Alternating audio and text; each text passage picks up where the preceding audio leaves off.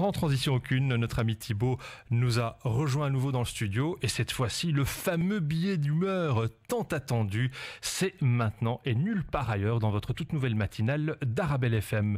Alors semble-t-il, tu vas nous parler aujourd'hui d'écologie. Oui, je vais parler d'écologie. Désolé, je suis un peu perturbé ce matin. Enfin, faut me comprendre, ça fait 3 animateurs différents en 3 semaines, ça va un peu dans tous les sens dans ma tête, je suis un peu déréglé par tout ça.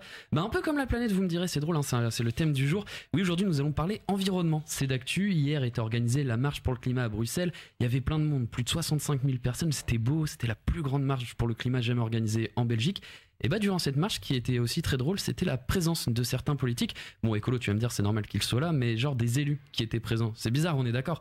T'es dans une marche où les gens veulent que l'État fasse des choses concrètes, que les dirigeants belges optent pour une politique climatique plus ambitieuse au niveau mondial, européen et national. Et t'avais dans les personnes qui défilaient la ministre bruxelloise et la ministre fédérale de l'environnement qui étaient présents. Non mais c'est comme si demain, tu voyais Macron avec un gilet jaune en train de bloquer un péage. C'est pas vraiment cohérent. La marche avait lieu hier en même temps que le début de la COP24 et vu que la COP24 c'est un peu l'événement politico-écologique de l'année, il y a pas mal de choses qui tombent un peu avant, histoire de dire coucou les représentants politiques, c'est pas que bientôt la Terre va ressembler à un ballon gonflable, tout fripé mais presque. Et bien juste avant l'événement, il y a eu un rapport de l'Organisation météorologique mondiale disant que l'année 2018 avait été une des plus chaudes qu'il n'y ait jamais eu. Toi aussi tu veux trouver une année chaude près de chez toi?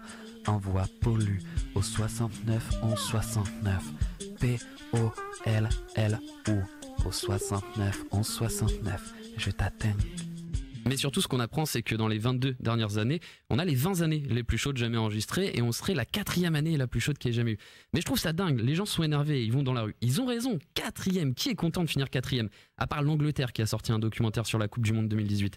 Mais quand tu joues une compétition, c'est pour la gagner. Alors redoublons d'efforts et faisons comme le Brésil. Ils sont en train de détruire la forêt amazonienne depuis un bon moment, mais ils trouvaient que ça allait pas assez vite. Du coup, ça a mis le bleu de travail, ça a retroussé les manches. Je peux te dire, ils ont redoublé d'efforts les Brésiliens. À tel point qu'entre août 2017 et juillet 2018, il y a eu près d'1 million de terrains de foot déforestés. Bon, après, faut voir les points positifs, hein. C'est toujours 1 million de terrains de foot en moins où la Belgique aurait eu la possession, mais pas la Coupe du Monde.